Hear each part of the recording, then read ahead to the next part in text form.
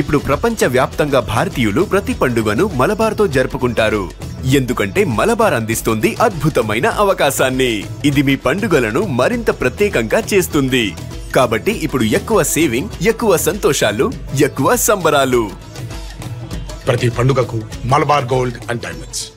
ఒక్క ఇంటర్వ్యూ ఇప్పుడు AP politics ని షేక్ చేస్తుంది.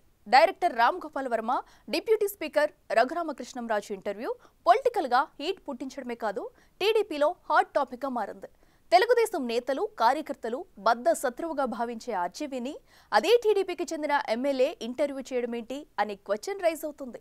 అంతేకాదు, ఇంటర్వ్యూలో రఘురామకృష్ణంరాజు చెప్పిన కొన్ని మాటలు కూడా తీవ్ర చర్చకు దారితీశాయి.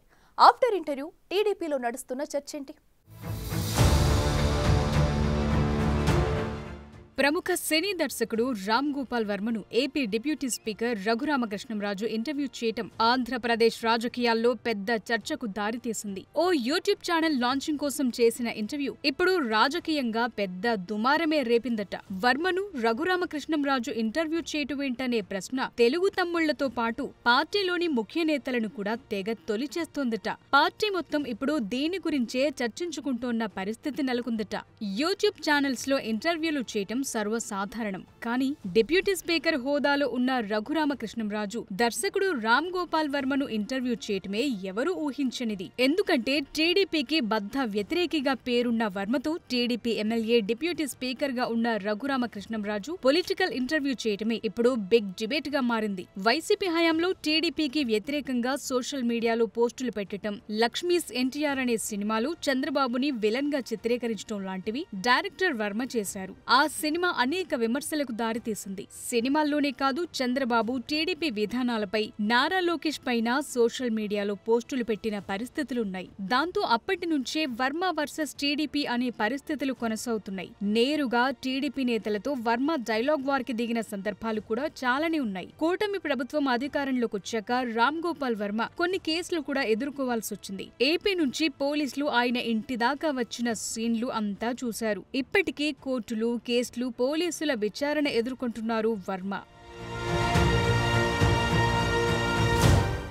ఈ పరిస్థితుల్లో ఆయన్ని రఘురామకృష్ణంరాజు ఇంటర్వ్యూ చేయటమే ఓ సంచలనమైతే అందులో ప్రస్తావించిన అంశాలు మరింత చర్చనీయాంశంగా మారాయి. ఇంటర్వ్యూలో రఘురామకృష్ణంరాజు తన రాజకీయ ప్రస్థానం, వైసీపీ హయాంలో ఎదుర్కొన్న ఇబ్బందులు, ఎమ్మెల్యే టికెట్ గురించి మాట్లాడిన అంశాలు రాజకీయంగా సంచలనంగా మారాయి. వైసీపీలో ఎంపీగా గెలిచిన రఘురామకృష్ణంరాజు మధ్యలోనే వైసీపీ అధినేత జగన్ పై విమర్శలు చేశారు. దాంతో ఆయన్ను అరెస్టు చేసింది వైసీపీ ప్రభుత్వం. తరువాతి పరిణామాలతో 2024 ఎన్నికల సమయంలో టీడీపీలో చేరారు రఘురామకృష్ణంరాజు. పార్టీ టికెట్ కోసం చివరిదాకా పోరాడానంటూ ఆయన చేసిన కామెంట్ మీదే తెలుగు తమ్ముళ్లు రగిలిపోతున్నారు. మొత్తానికి టికెట్ దక్కించుకుని టీడీపీ అభ్యర్థిగా ఉండి నియోజకవర్గం నుంచి గెలిచి డిప్యూటీ స్పీకర్ అయ్యారు. అలాంటి రఘురామకృష్ణంరాజు టీడీపీ వ్యతిరేకి అయిన ఆర్జీవీతో ఇంటర్వ్యూ చేయటం పార్టీ నేతలకు అస్సలు నచ్చట్లేదు.